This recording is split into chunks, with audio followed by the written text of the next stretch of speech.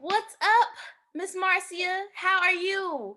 I am doing pretty good. I'm doing pretty good. I mean, it's a lot. The world feels heavy, but I'm But we holding on. managing, As right? we have no choice. Exactly, exactly. You guys, I want to introduce our guest today is Marcia Daly. She's a 90s it girl model. She is a humanitarian. She is a beautiful spirit. She is all these things, and on top of that, she's my cuz. Yeah.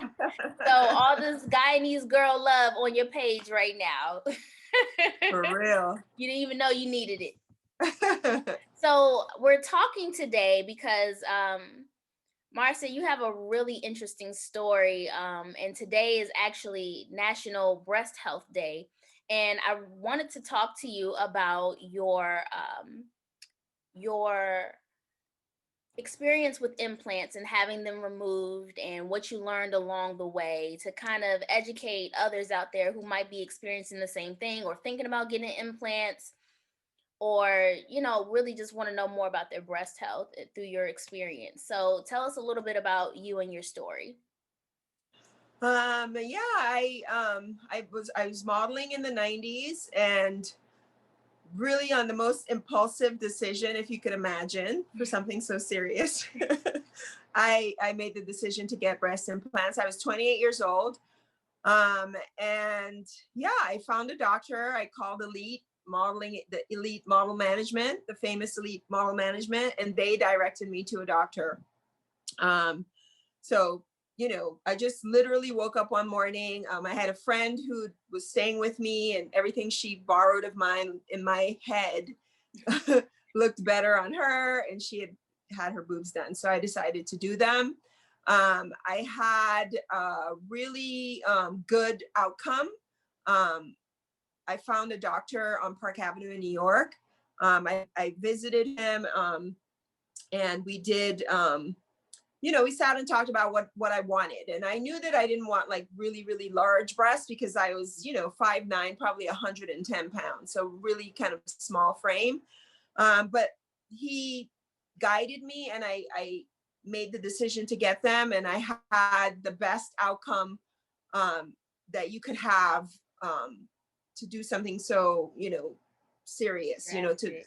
have surgery to change your body. I think it's such a serious decision. But so yeah, I had them for 15 years Wow. with Wow. no problems, no complications. Like I said, aesthetically, they looked good. They fit my body. Um, as a result of it, I worked tons more. I did a lot more because I was so small and had a very, very young face. And so I think once I got them, I kind of like had more of like a Like womanly a body. little So I did a confidence lot more booster. lingerie. Yeah. A lot of So lingerie jobs, a before lot you of continue, I gotta ask, I gotta tell you guys, she's being modest right now. Like my cousin Marcia, I used to idolize you. I don't know if I told you that, I might have, but I used to idolize my cousin Marcia because everywhere you would look, you would see like a billboard or something like, oh, there's cousin Marcia. Like let's talk about your modeling career a little bit. Like you've modeled with some household names. Tell us a little bit about Yeah, that. yeah. I had a really good run. Um, I started really right around, I think I was like 22, 21, 22, which in the field of modeling is a little bit late, they say, but I always feel like, whatever is for you is right on time. Absolutely. But yeah, I had a good run. I lived in Paris for 2 years, and I did French Vogue while I was there, and I did a lot of fashion shows while I was over there, and shot for a lot of big European brands. But then here in America, um, I was just like what they deemed a commercial model, Mm. which is J.C. Penney, Sears, Macy's. I mean, all of the mail-in catalogs um, that you can think of. I worked for. So, and Nice. I did Pantene because I have the hair. Yeah, I'm like drawing a blank, but yeah, I had a really good run for 15 years. I know now we're in this in this time where, you know, everything's digital and, you know, everyone's a model essentially. Back then it was a big deal. And I knew that, you know, the small town girl that it came from Guyana, I could not have ever imagined the life that career afforded me. You know, I was able to travel all over the world. I've been everywhere, you know. I lived in Europe, I've been to Africa, I've been to Asia, I've been, you know, I got to travel a lot with my job. And so, yeah, a lot and of big. on top of that, you got, you know, a closet full of amazing vintage clothing, I must add. Like, Yeah, I yeah. cannot wait to go through your closet.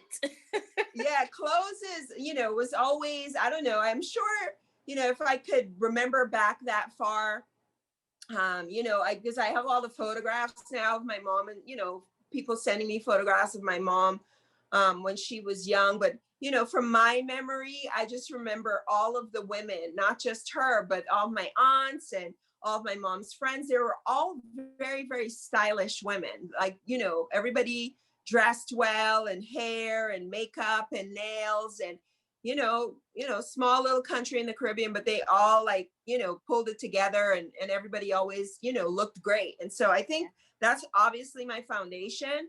But fashion, I can think back, probably my earliest memory is probably 5, you know, where my mom sewed, and I knew that I cared about what I wore and how I looked. You know, when I was little, just like a little quick story, my siblings remind me that, you know, although I cared about fashion, the one thing was my hair. Like, because nobody really knew how to comb my hair, and you know, the time that it would take to do it, you know, when I was little. So they'd always tease me and say that, you know, I'd be stones cold dressed, but I'd have a hat. Throw a little hat on, you know what I'm saying, to cover it up. It was like, if it was like a mess up top. But yeah, fashion has been, you know, I would say it's in my DNA. And I got to hone that ability when I came to, you know, from Guyana to New York. I was 13, and within a year or so, I found my new family, which was all the clubs, going to all the clubs in New York.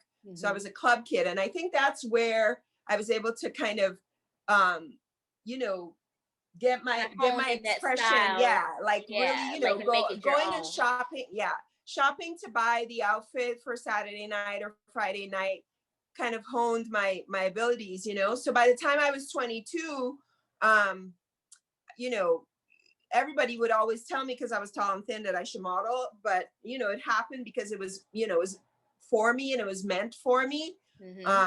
But going on auditions and stuff like that, you know, I'd always walk in the room killing it. That I've always been interested in your career, and we're definitely going to circle back to that. But I do want to get back to the story with your breast and what you experienced when you went and got a mammogram. Yeah. So, you know, 15 years of everything good, aesthetically, you know, the birth of my daughter, which was some concern there. You know, would I be able to breastfeed? So no problems, you know. And then I was, you know, told by my doctor that at, you know, that point in time, my age, I can't even remember now, I think 12 years ago. So I was in my early 40s, and my doctor urged me to get my first mammogram. And I think, I don't know, maybe I was lulled into some false sense of reality, because my boobs never felt like breast implants. And that was like the big shtick, you know, with all my friends and guys I dated, and everybody was always like, oh my God, you know, you have the most incredible, you know, breast implants I've ever seen. Because they were, you know, they fit my body. And if you touch them, it wasn't, you know, because sometimes you see girls like and you can see it, right? Yeah, you can see it. Yeah, but they look ridiculous. So my experience, the complete opposite of that, to the point where when I'd have breast examinations done by my gynecologist, she would be like, dude, like, where is it? You know, it's like such an incredible job. But Nice. so I think going to get a mammogram done, having heard from other people, you know, that it's not the most pleasant experience. I think when I sat in the office, I was nervous about that, what the experience would be for me. And although I obviously was aware that I have breast implants, I don't think that I look, meanwhile, I have like little like ice pack right here, but I don't think that I feel like where I made a mistake and why it's important to, you know, share my story and get the message out, and hopefully someone doesn't make that same mistake. When I filled out the paperwork to get the you know, when I filled out the paperwork, it asks you if you have implants, and I said yes. And I think I was just kind of like, okay, well, now they know that I have breast implants. And so when I went in the room, like I said, the whole process was very nerve wracking for me because it was my first mammogram. I didn't say anything to the girl, the technician, which I advise people to do, you know, to like look at them and say, have you done this before with someone that has breast implants? Like to really ask the questions. I think, you know, just as women, you know, even outside of breast implants, you really have to advocate for yourself, because you know everything is so quick. They want you in and out. So anyways, I did it, and I remember it being exactly what everyone had said, which was, you know, it was painful, and you know, and I don't know that I knew right away that something had happened, but shortly thereafter, and I was battling other things as well in that time period. I was perimenopausal, and so I was anemic as a result of menopause, you know, going into menopause, and so you know, I wasn't feeling that great in my body to begin with, and then you know, it was this slow kind of realization that on the right side in particular, it just hurt. It hurt, and it continued to hurt. But like I said, I had so many other things going on that I just assumed that for my body, you know, over time it would, you know, would feel better, it would get better. And then there was also a tremendous amount of fear, which is another message that I really want to get out to young women or even middle-aged women, because women do breast implants at all different ages, is that breast implants are a investment. If you make the decision to have it, I would never want to be hypocritical and tell someone don't do it.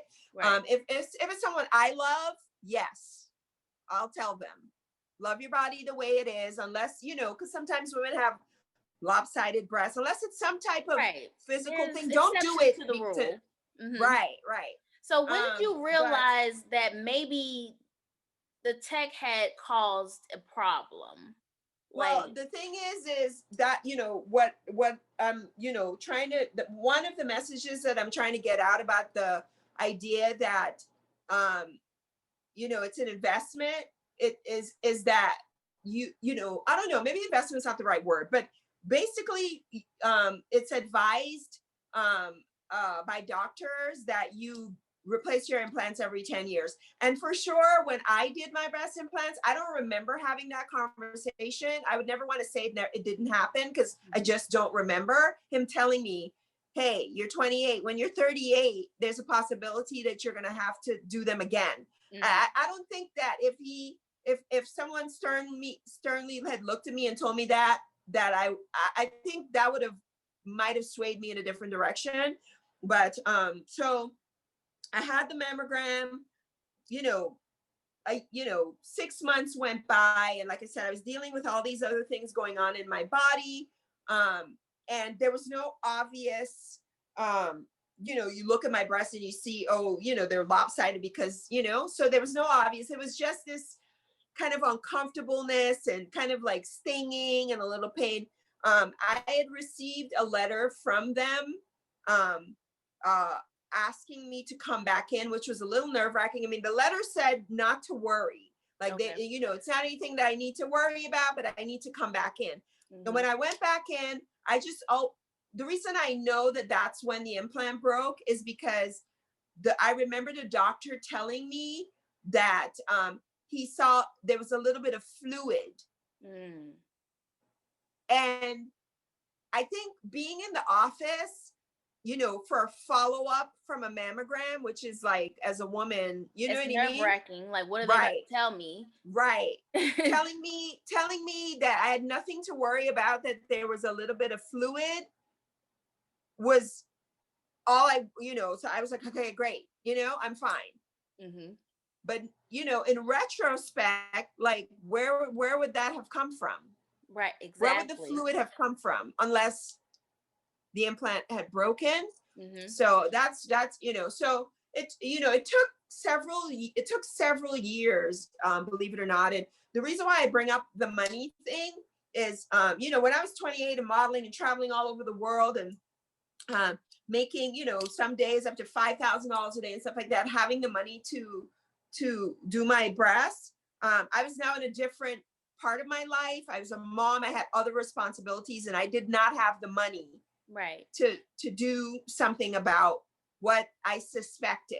Mm-hmm. So I just kind of put my head down and just prayed, and Mm-hmm. just was like, I never confirmed it. So I Right. just kind of went on with my life, and Mm. and this discomfort, and I just lived with it. I lived with it for 4 years. Wow. Wow. So when was the And moment that you knew it was like, okay, I I really need to started to do get something about this? swelling in Mm. my armpit on the right side. And yeah, just a lot of discomfort, like, I was older, I was, heavier, my, physically, my body. So my boobs were very large, and I started to get this swelling on my armpit, and just over time, concerned, I went and got, ultrasounds done on numerous occasions, probably like 3 or 4 times, to confirm, to make sure that, although I didn't have the money to fix my breasts, I didn't want to play with my life, you know what I Right. mean? Exactly. Of course So I had ultrasounds done, and they always said, it's like soft tissue, and there's nothing to worry about. And then, because I knew it was inevitable, and I knew that something had gone wrong in not. the Right. moment. I just blocked it out of my mind, because I knew I didn't have $12,000. In the case of when I was here doing research to get them out, Yes. I was getting quotes of $15,000, because I'm Wow. in Los Angeles, and so you would almost Obviously. think it's, there are so many more doctors that it'd be less cost, but very expensive here. And so I went to get a ultrasound done, and that's what confirmed that the right implant had broken. Broken. So Mm. now I knew, I had proof, that it had broken. And so then it was just the mission. I found a doctor who a friend of mine recommended. So that's another kind of cautionary tale. If you have breast implants and you're considering getting them removed, or you have any kind of complications, there's so much more information out there right now than there was maybe even 20 years ago, to direct you to the right person. Mm-hmm. Because doctors that do implants might not necessarily be the person to remove the implant, Mm-hmm. because that's what happened to me. I found a doctor because my friend, he was her doctor. He had put implants, did her implants. Mm-hmm. And he gave me a quote that was a little less than what I'd spoken to other doctors. And so I went with him, and what a disaster. Really? Okay. He talked me into replacing the implants. And, as I said, my boobs are very big. I'm talking like more than double D, like big, Wow. huge boobs. And I wanted them to be smaller, like Yes. like I didn't know what that was, what, reduction or lift. I don't think I was thinking of any. I just was hoping that this person could give me the best advice. Like, Right. okay, you're You this were age. trusting them. Right. So he convinced me to replace the implants. Mm. And I lived with those implants for a year. It was awful. Oh, I had saline implants, which, you know, also is worth mentioning, because when the implant broke and it sat in my body for all that time, it mm-hmm. was saline, you know, salt water, as opposed to, had it been silicone, I would have been so sick. You Yeah. know, it gives you all these autoimmune illnesses. Wow. So that When is important to know. Like instead of getting the silicone, saline. So I don't I think a lot mean, of women even know that, to be honest. Like, yeah, I like mean, that in there's a difference. 2020, in 2020, they're gonna tell you that you know, you can, a Mack truck can roll over the implant and it won't break. I mean, I think I saw an ad where I did. An I was actual sitting in a doctor's office, and they rolled a car over the implant to show you how strong. durable they are, Um, but they're toxic to the body. I mean, listen, so I would learn what, so basically he replaced the implants. I lived with them for a year. Then I finally got the courage up to really call him and say, look, you know, I came to you, I want to feel better, and I don't. Um, so he took them out. He Okay. took, you know, he took the implants that he replaced out. And I I still wasn't feeling that great. And then that swelling underneath my armpit, which he always dismissed. Hmm. Like he never, you know, anytime I ask him, do you think it has anything to do with, you know, what's happening, you know, that the implant broke, that you think that it has anything to do with that? Anyways, he always dismissed what was happening underneath my armpit. Cut to, I'm not feeling any better. You know, I've talked to different friends over the years that always, you know, try to keep me encouraged and, you know, share any kind of tidbits that they've learned. And I had a friend, and um, you know, she had told me a few times that she had, you know, she knew other girls that had implants and had, you know, problems. And she wanted to link me with one of them. And Mhm. this year, yeah, at the top of this year, yes, because I visited her in Florida. I was in Florida in January, and telling her again, like, I don't feel good. The swelling on my armpit has not dissipated, even though he's removed now, you know, now I have no implants. And like when he was gonna remove it, I didn't know what was gonna happen. I was like, maybe my boobs are gonna fall down to my belly button, but I didn't care. I just wanted them out, You you just know? wanted them out, right? And like, I couldn't believe how great my boobs looked, considering I'd had implants for 15 you know, 20 years. They looked pretty damn good, you know, for having nothing Yeah, in them. I'll say I was just on your Instagram, and you had your little yellow bikini on. I know. I just actually took that photo, I'm like, they look that photo great. now. It's getting a lot of DMs on that photo. And I'm like, I'm talking about breast health, and it's like dudes are DMing me like, hi. But so I literally yesterday I took the photo down. But so anyways, he took the implants out. I still stayed sick. And then my friend linked me with this woman. Her name is Talia. Mhm. And I got on the phone with her. She lives in Texas, and it would, you know, she would educate me, because she's, you know, been on the show The Doctors, and she Okay. herself had implants. I mean, Brittany, you'd be surprised. I know. I mean, I know I've seen enough horror shows. Meaning, my thing was always, as a woman, if I'm gonna make the decision to change something, it's got to make me look better, not Yeah. worse. You Right. know. Not worse. And I've seen boobs up here. I've seen rock hard boobs. I've seen dimples. I've seen so many horror stories, you know, which is always perplexing to me as to why you would live with that. But she told me that she had breast implants for 10 years, and Mhm. at no point was she ever healthy once she did them. I mean, at least I had 15 good years. She Yeah. was sick The immediately. entire time. Oh wow. Did she have silicone breast? I think she might have had silicone, but she's the person that educated me on what happens when an implant goes into your body. A capsule forms around the implant because it's your body's way of protecting itself from this Mm. foreign object. Right. And apparently what has been and that capsule over time is what it is what gives a lot of women sickness, the capsule, because that's where all the toxins and inflammation, and it's in that little flap of skin that forms around the I mean, I saw something on my doctor's page the other day that was frightening of what he took out of someone. Who, You do you know, mind giving us the name of the doctor? his name is Dr. Rankin, Okay. and you can follow him on Instagram.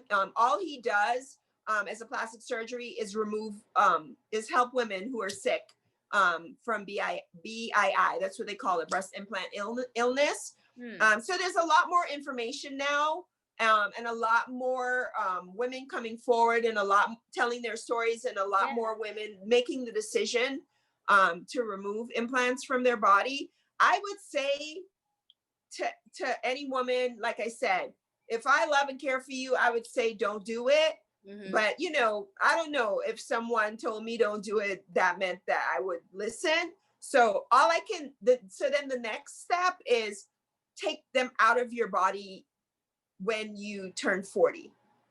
Like, get them out of your body, because the body changes. What is it? Yeah, as you get older, your body is just changing. You know, as women, we go through, you know, so much. Like menopause is no, you know, I mean, not to frighten anyone, because it's just a part of us.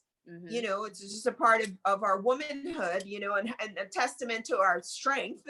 But menopause, you know, and it's varying. So, you know, what happens to one person isn't necessarily going to happen to another person in the way, you know, in the way that it happens for menopause. Some people go into menopause in their 30s. Like, you know, some people, you know, it's their 60. Yeah. Right. So it's different for everybody.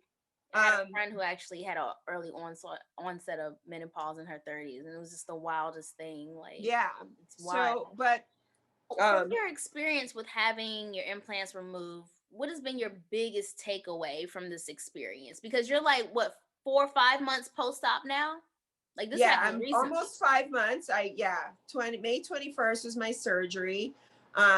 Unfortunately for my specific situation, you know, there's the initial surgery, there's the removal of what I thought was the implant and capsule, and replacement of implant, right? So that's all one. So that's 2 surgeries. Then the removal of the actual implant. So now I, you know, without surgery. And then the swelling underneath my armpit, I had surgery. So that's 4, right? And the original surgery, replacement, removal, surgery underneath my armpit, and then in May. So 5 surgeries later. Wow. The removal of the capsule. So the doctor that replaced the implant, that had the one on the right was broken and the other one was intact. So what that I'm trying to find a word that's not like that's like that. Put it out there. Put it out there. Yeah, that ratchet. No. So what he did is he convinced me to replace the implants with a silicone implant. It's 2020. They're safe. They're gonna feel soft and beautiful, and it's gonna be all good, you know. And my thing with him was always like, you know, I'm bigger, and I really actually want my boobs to be smaller. Like, I don't want. So lived with those implants for a year. It was horrible. They were heavy. I have them. I kept them. Oh, wow. They were heavy, and they were big. See them? Look, can we see them?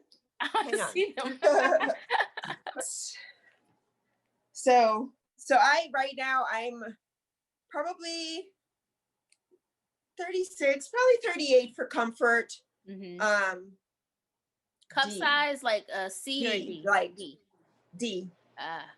So, and so on top of what is more than a handful, he placed this. Oh my gosh. And, you know, I'm holding it in my hand. But yeah, so on top of my D breasts, You put that. he placed this implant. And you know, you can't obviously feel it, but I'll tell you that they're heavy. Wow. You know, so you know, if I hold it in my hand, they're heavy. So did you have any this back is problems what that started with that? Like after you got that? I mean. I have back problems now. You know, I think, you know, back then, as things escalated with in terms of walking around with a broken implant, I mean, my body, it's going to take some time, and you know, the kinder and gentler I am to my body, in terms of everything, you know, mind, body, spirit, the better I will feel. I mean, excuse me, right now, 4.5, 5, almost 5 months out, still, especially on this side, still a lot of, you know, just tweaks a lot, you know, a lot of pain, and you know, a lot of, you know, pain sometimes in my shoulder. So it's just going to take time for the body, because if you could imagine 4 years of a broken implant. So although I was lucky that the implants were saline, which means it's salt water going into my body as opposed to what's inside this bag. Yeah, the silicone. The bag is silicone. Oh, okay. So even though the bag breaks and, you know, let's say you have saline and that leaks out, it's still inside of a sac that, you know, so this lay inside of my body for all that time. And that, you know, I mean, if anybody goes and follows Dr. Rankin, he's not graphic, because there are plenty of doctors that show you things, and I'm one of those kind of like squeamish people. He doesn't really show you this, you know, anything about the surgery. He just shows you what he takes out of women. You know, sometimes he takes it out. And so when I say this goes into the body, when they put this in, and then the sac that forms around it, which is your body protecting itself from this foreign object, right, is called a capsule. So capsule is like a thin layer of skin. At least that's what it looked like to me, that forms around the implant on the inside of you. And apparently what is happening is doctors are going in and taking the implant out and leaving the capsule in. Oh no. And the capsule is like, that's what's catching all the toxicity. Right. Yes. Oh my goodness. Okay. So that can, you know, even though you're like, oh, thank God the implants are finally out, you have to advocate for yourself and make sure that they know that they have to take the capsules out. So my guy, that guy that replaced them and put these in my body, so this is what he did. So he went in. I've learned this now because of the last doctor I went to who removed the capsules. So he went in. The implant was broken on this side for 4 years. So probably you could only imagine a year, like not pretty. Yeah. So he took the implant out on this side, because I saw it, told me that, you know, he took out, you know, what he could and what, you know, on this side, and promised to show it to me, but never did. And so what he did, right. So what he did is he went in and he took out the implant on this side. He left the capsule in and then shoved 2 implants on top of the capsule and all whatever was this mess. That's so reckless. Yep. And so, you know, when I finally, my friend put me in touch with that woman, Talia, who quite possibly, I'm going to try and see if I can like do a live with her. I don't know what her schedule is. But the day I talked to her, I was so happy. I mean, I was in tears, you know, because, you know, like I said, she's now advocating for women and sharing her story and trying to help women in any way that she can. I think in certain instances, she has like a donor, like someone who donates money to help people who can't afford. Because remember, that was my situation.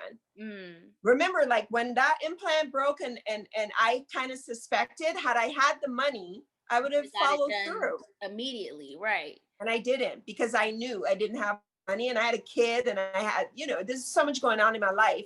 So that's the cautionary tale for young people. When you're 25 and it's just you, and you got that 10K that you saved up, or in the case of women who are like, you know, taking out loans to do it. Yeah, because that's happening too. That's wild.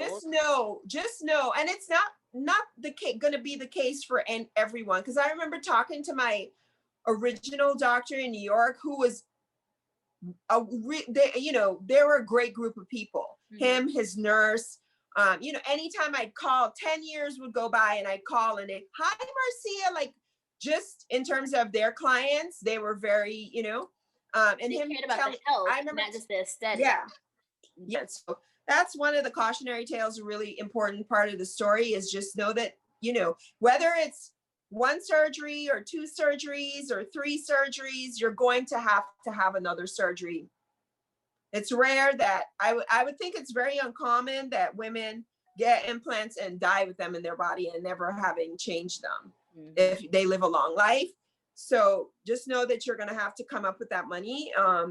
And advocate, do your research, because I went with him because a friend of mine, she went with him to do her boobs, but like, you're not going to go to freaking eye, nose, and throat doctor for your foot.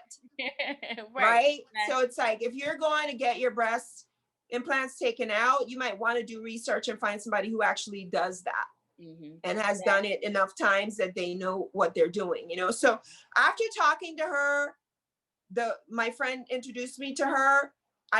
She was kind enough. She gave me, 2 hours of her time, and I listened to her story. I told her my story, and all of the symptoms that she was talking about, about breast implant illness, I had them. Fatigue,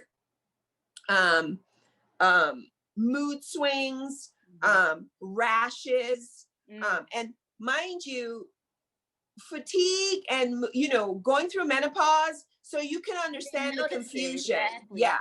So the similar, that I wouldn't think. One of the things that I had never known was the rash. And I was currently at that time experiencing it, but somehow I attributed it to like my hot flashes. I was like, maybe, my body, hot flashes, you get, you're sweaty. Logical. It sounds logical. It does. Exactly. Except I had my surgery on May 21st and I never had another rash. Wow. So was the implant. I mean, I'd literally be sitting there and all of a sudden I'd get, and I'd itch it, and then it would just be like these little tiny red dots. And then it would pop up here and it would pop up here and it'd be on my back. And so, there are a lot of, I'm sure for anybody that sees this video and wants to know more, they can, DM me at my Marcia_Daly Instagram, and I'd be glad to, get on the phone with them and talk to them. Awesome. I was grateful that Talia was, my person. And she was the person that introduced me to Dr. Rankin. So the whole time was just the assumption. We assumed that what happened after he removed them was that he didn't take the capsules, but I could never know that until I went to get another surgery. Doctor, right. So there I was, another, $10,000. Wow. And then I was, I could confirm what I suspected, which was that he did not remove the capsules from my body. And then, when I think about the fact that he was in there twice and still didn't remove and still didn't do it. But David Rankin is doing good work, helping a lot of women. And, the story is, which is what I posted on that picture that you were talking about, when Imani was sitting there, because not only did I remove the implants with Dr. Rankin, but I did a lift because he has some special technique. And, while when he's doing the removal, it's not very much more to get a lift done. So I said that I would do it, and I did it. I'm very glad that I did, but it's I definitely want vanity, really. I definitely want to live. Yeah. I'm thinking about that maybe in the next several Yeah, years, he maybe does think this if I get to technique live. called the J wrap or something like that. So he did a good job. My breasts look, No, they they look look good. amazing. You need to put that Yeah, picture back up. I know. Like I will put, like a booby picture up there just to show people that my breasts look great and everything. I don't know, for whatever reason, that picture, like, guys were like, I had my friend like DM me, doesn't even live in this country, like, I feel like he didn't want to say it on my page because then you know what I mean? Like, I don't know if he's a girl. I don't know anything about what he's doing, but he was like, Jesus. I got a lot of that. I got a lot of Jeezus. I mean, they look great. They did. They did. They I'm do. like, He did a really good job. yeah. And I think like I said, for us, you know, the first part of it is don't do it. Love yourself the way you are. For me personally, my personal story, it's clear to me at this point in time that I would have had the breasts I wanted had I just waited. Because look, Because here I they did are. them, right? They were, see, the boobs were coming. I just didn't give it enough. Need a little So, more and patience. especially for women who, do it in their early 20s. It's like your body isn't even finished developing. Right, right. So I don't know. We're the culture right now, obviously it's, in my heyday it was boobs. Now it's everything, people are changing the color of their eyes, Their their asses. butts, Yeah, it's their nose, their cheeks, their everything. It's like, it's this obsession, and I wish it would stop. And I love to tried see to the tell pictures. my daughter that, none of us are perfect, Right. but you're beautiful and you're perfect the way you are. So Exactly. when Absolutely. she was helping me with my bandages, I told her, this is what happens when 20 something decides to mess with God's perfection. Mm. And there it is. Cousin Marcia, thank you so much for coming on and sharing your story with me. Before we go, please let everyone know where they can find you and follow you. And also, I want you to plug Imani's single that's coming out on October 26th. So let the people know. Yes. So you can find me at Marcia, Marcia _ Daly, Daly. And then you can also find me, I sell vintage. I'm building a brand and boutique right now, and it's not just only vintage, but right now it's mostly vintage. And that's DALYDOSE. So Daily Dose on Instagram. And then Imani's single comes out October 26th. It's called The Morning. She is, my whole, the greatest gift God ever gave to me was my beautiful daughter who just turned 21, who's incredibly talented, who deserves every success because she's beautiful, talented, but she's got like a really beautiful heart. Yeah. So her single comes out October 26th. You can buy it on all the platforms. I think you can pre-order it right now on Spotify. And she's gonna take off. I mean, she's so talented. So I'm super proud of her. Yeah. I can't wait to see it. Imani has a bright, bright future ahead of her. And I look forward to hearing the single myself and supporting the fam. And thank you again, Cousin Marcia. Yes. Your beautiful, awesome self. I love you. Thank you so much. Oh, thank you. Thank you. Thank you. Kisses for that baby boy. And I love you so much. Thank you. All right. Thank you. All right.